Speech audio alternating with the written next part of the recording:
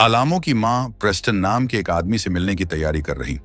Preston घर आता, लेकिन उसका चेहरा कई निशानों से भरा हुआ। शुरू में अलामो उसकी शक्ल देखकर थोड़ा डर जाता, लेकिन प्रेस्टन एक बहुत ही दयालु इंसान निकलता है, जो अलामो और उसकी मां दोनों की देखभाल करने के लिए पूरी तरह से समर्पित। प्रेस्टन एक धार्मिक इंसान, और वह अलामो और उसकी मां को चर्च ले जाता। अलामो भगवान का शुक्रिया अदा करता है कि उन्होंने प्रेस्टन को उनकी जिंदगी में भेजा। चर्च के बाद प्रेस्टन अलामो को स्ट्रॉबेरी आइसक्रीम खिलाता। प्रेस्टन पहले एक केमिकल फैक्ट्री में काम करता था, जहां उसके चेहरे पर केमिकल गिर गया था। अब वह अपने मुआवजे के पैसे मिलने का इंतजार कर रहा। जैसे ही उसे सेटलमेंट का पैसा मिलता, वह परिवार की जिम्मेदारी उठा लेता। प्रेस्टन अलामो की मां को एक कार्टियर नेकलेस गिफ्ट करता। वह हर दिन उसके लिए नए नए गिफ्ट लाता, और वे एक बड़े अपार्टमेंट में शिफ्ट हो जाते हैं। अलामो का दाखिला एक अच्छे स्कूल में हो जाता, और अब वह काउबॉय खिलौनों से खेलता। अलामो को लगता है कि यह उसकी जिंदगी की सबसे अच्छी गर्मी थी। एक दिन वे बीच पर जाते हैं। वहां प्रेस्टन अलामो को बताता है कि वह उसकी मां को शादी के लिए प्रपोज करने वाला, और अलामो अपनी मंजूरी दे देता। लेकिन जब वे बीच से लौटते हैं, तो उन्हें पता चलता है कि उनके घर में चोरी हो गई है और सब कुछ चुरा लिया गया। अलामो की मां प्रेस्टन को छोड़कर चली जाती, और उससे कहती है कि ऐसा इसलिए नहीं है कि वह उससे प्यार नहीं करती, बल्कि इसलिए है क्योंकि वह बदकिस्मत। जब वे जा रहे होते हैं, तो प्रेस्टन जमीन पर पड़ा सिसकते और रोते हुए चिल्लाकर कहता है कि वह सब कुछ ठीक कर देगा। गाड़ी में जाते समय अलामो काफी उलझन में होता, क्योंकि वे एक नए शहर की ओर जा रहे होते हैं। वहां पहुंचकर वे एक अपार्टमेंट का दरवाजा खटखटाते हैं। जैसे ही अलामो अंदर झांकता, वह देखता है कि उस आदमी का पूरा अपार्टमेंट उन्हीं की चुराई हुई चीजों से भरा हुआ। तभी अलामो को एहसास होता है कि उसकी मां का नया साथी वही आदमी है जिसने प्रेस्टन को लूटा था। उसकी मां कहती, मेरी तरफ ऐसे मत देखो अलामो, तुम्हें उसके उस बदसूरत चेहरे को चूमने की जरूरत नहीं थी। अलामो को गहरे धोखे का एहसास होता। उस दिन से अलामो खुद से यह कसम खाता है कि कोई भी औरत उसे दोबारा कभी धोखा नहीं दे पाएगी। अब रू मौत के कगार पर, लेकिन अलामो का निशाना चूक जाता और गोली उसके सिर से निकल जाती। वह अपने घोड़े से उतरता है और रू पर वार करने के लिए आगे बढ़ता, लेकिन रू चीखती, नहीं नहीं नहीं, मैं उस लड़की को पकड़ने में तुम्हारी मदद कर सकती हूं जिसने तुम्हें लूटा था। तो उन्होंने रू की बात फोन पर फे से करवाई। फे पिछले 2 घंटों से बाथरूम में बैठी थी, क्योंकि उसने कुछ खराब कोकेन ले ली थी। रू उसे लोरी को लूटने में उनकी मदद करने के लिए मनाने की कोशिश करती, लेकिन दिक्कत यह है कि फे को वैन से प्यार हो गया। वैन ने उससे कहा था, अब तुम ड्रग्स का धंधा नहीं करोगी, तुम्हारे पेट में सिर्फ हमारे छोटे छोटे गोरे बच्चे होने चाहिए। फे वैन से प्यार करती, इसलिए वह मदद नहीं करना चाहती। हालांकि रू उसे याद दिलाती है कि अगर फेज यहां होता तो वह पक्का मदद करता। रू कहती, फेज ने तुम्हारी मदद की थी, है ना? तो क्या तुम अब मेरी मदद नहीं कर सकती? यह सुनकर फे अपना मन बदल लेती, लेकिन वह रू से एक वादा लेती है कि लूट के पैसे में से जो भी हिस्सा उन्हें मिलेगा, वह यानी फे उसे अपने पास रखेगी। जैसे ही वह फोन रखती, वैन अंदर आता। वह अपनी बंदूक नीचे रखता है और इस बात पर गुस्से से आग बबूला हो जाता है कि जब वह उसे प्रेग्नेंट करने की कोशिश कर रहा, तब फे यहां बैठकर कोकेन सूंघ रही।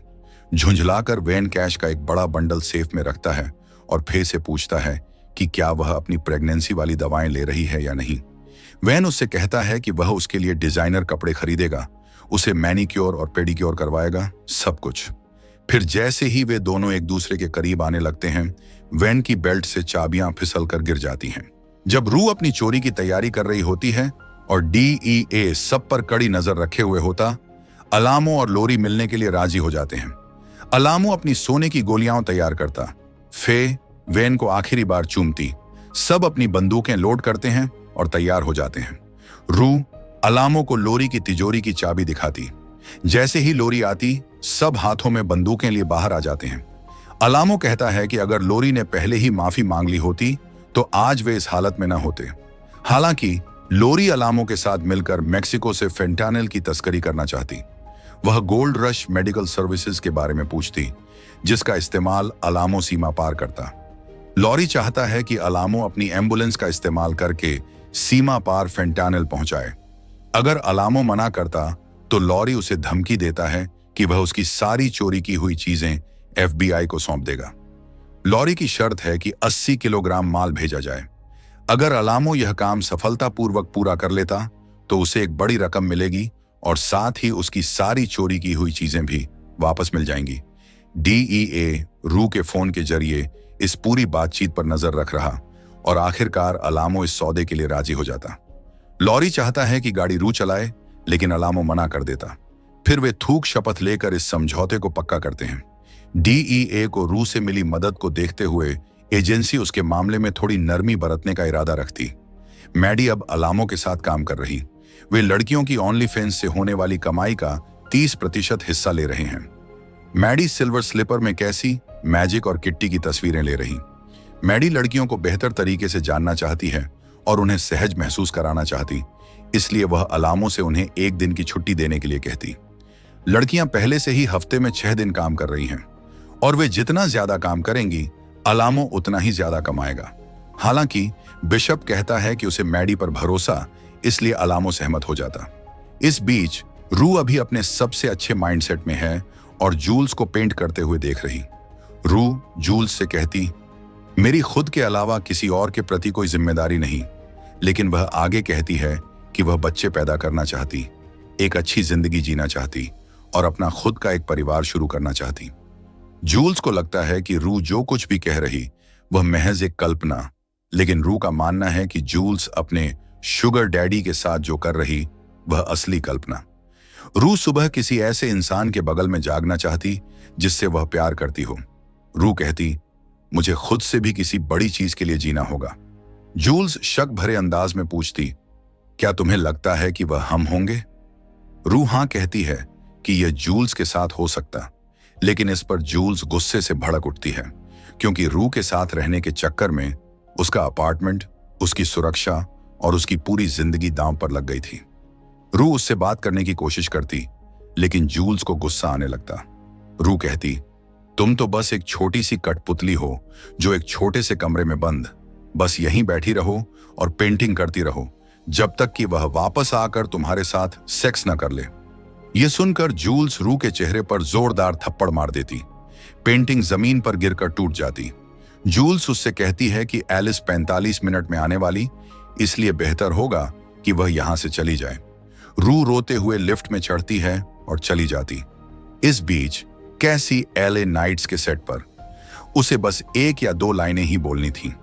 वह एक असिस्टेंट का रोल निभा रही है। जैसे ही वह बाहर आती सब उसकी तरफ देखने लगते हैं।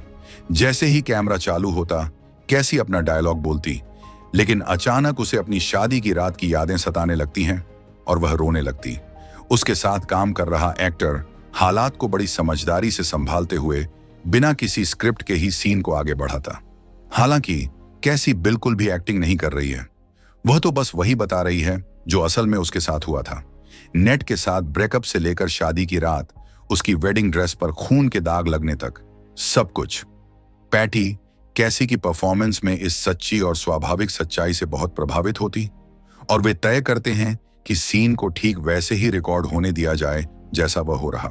लंच के दौरान पैटी पूछती, लेक्सी, तुमने हमें पहले क्यों नहीं बताया कि तुम्हारी बहन इतनी अच्छी एक्ट्रेस है? लेक्सी चाहती है कि कैसी जितनी जल्दी हो सके वहां से चली जाए, इसलिए वह उसके ओनली फैंस अकाउंट का जिक्र छेड़ देती। लेकिन पैटी की दिलचस्पी और बढ़ जाती और वह कैसी के काम को आधुनिक नारीवाद का एक रूप बताती। पैटी को लगता है कि लेक्सी कैसी को इस यौन कार्य से बचाने के लिए ही खास तौर पर सेट पर लाई। वे एलए नाइट्स में उसकी भूमिका को और बढ़ाने का प्लान बनाते हैं, लेकिन सबसे पहले उसे अपना ओनली फैंस अकाउंट डिलीट करना होगा। कैसी दुविधा में पड़ जाती है, क्या उसे सच में अपना ओनली फैंस अकाउंट डिलीट कर देना चाहिए? हिचकिचाते हुए वह अपने कंप्यूटर की तरफ बढ़ती। भगवान से प्रार्थना करने और रोने के बाद भी वह खुद को ऐसा करने के लिए तैयार नहीं कर पाई। वह नेट को फोन करती, लेकिन वह फोन नहीं उठाता। आखिरकार वह अकाउंट डिलीट कर देती है। हालांकि इसे डिलीट करने के बाद उसे जो एहसास हुआ वह उसकी उम्मीद से कहीं ज्यादा फीका था। उसे यह वह जबरदस्त पल नहीं लगा जिसकी उसने उम्मीद की थी। इस बीच राइटर्स रूम में लेक्सी कैसी को कास्ट करने का पूरा क्रेडिट लेने की कोशिश करती। पैटी लेक्सी से आगे की कहानी खुद लिखने के लिए कहती। पैटी उससे कहती, इतनी हैरान मत दिखो, ऐसा दिखाओ जैसे तुम इसकी हकदार हो। लेक्सी खुशी खुशी टाइप करना शुरू कर देती। दूसरी तरफ रू लॉरी की तिजोरी को तोड़ने के लिए एक चाबी बनाने के लिए 3D प्रिंटर का उपयोग कर रही है। चूंकि इस काम में 1 घंटा लगेगा, इसलिए वह इस बीच चर्च जाने का फैसला करती। चर्च में रू को अपनी माँ का फोन आता। वह अपनी माँ को बताती है कि वह असल में किसी मीटिंग में नहीं। रू कहती है कि वह भगवान में विश्वास करती। रू कहती, मुझे अभी अभी एहसास हुआ कि अगर भगवान है तो माफी भी है, और अगर माफी तो सुधार भी मुमकिन है। रू सब कुछ नए सिरे से शुरू करना चाहती है और उम्मीद करती है कि सब उसे माफ कर देंगे। इस बीच अपार्टमेंट में लेक्सी अपनी एक दोस्त से अपने मन की बात कह रही होती, जो उसे सलाह देती है कि वह अपनी कहानी में कैसी के किरदार को मार दे। वह कहती, अगर शो में बीच बीच में लोग मरते नहीं रहेंगे तो दर्शक बोर हो जाएंगे। ठीक उसी समय जब लेक्सी अपनी स्क्रिप्ट को लेकर परेशान हो रही होती, कैसी को फेडेक्स से एक पैकेज मिलता। जब वह उसे खोलती तो उसे अंदर एक नोट मिलता है जिस पर लिखा होता, फोन उठाओ। और ठीक उसके बगल में बॉक्स के अंदर नैट की कटी हुई उंगली पड़ी होती है। इस बीच नैट अपनी कंस्ट्रक्शन साइट के बाहर होता, जहां वह कुछ दुर्लभ फूलों को पैरों से कुचल रहा होता है और अपनी पूरी ताकत से चीख रहा होता। वही आदमी जिसने उसकी उंगली काटी थी उसके पास आता है, पूरी तरह तैयार और उसके शरीर के और भी टुकड़े काटने के लिए तत्पर। आखिरी सीन में रू अलामो को 3D प्रिंटेड चाबी देती है।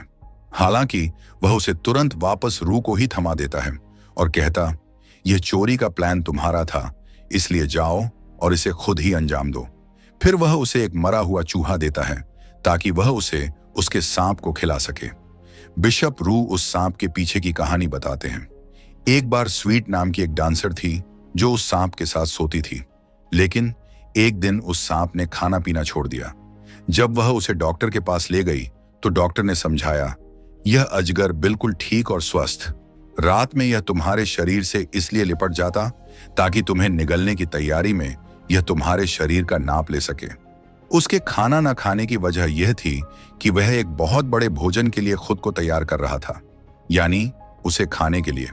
इस बात का पता चलने पर वह इतनी डर गई कि उसने उस सांप को अलामो को बेच दिया।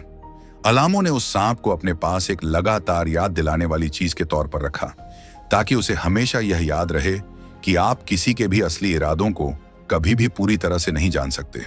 बिशप रू से पूछता है कि क्या वह तिजोरी लूटने का प्लान बना रही, और जब रू हाँ में जवाब देती तो बिशप कहता, अच्छा, वरना मुझे तुम्हारी माँ को बताना पड़ता कि हालात कुछ और ही हो गए हैं, जिसका मतलब था कि कुछ बुरा हो गया था और यह अच्छा नहीं लगता।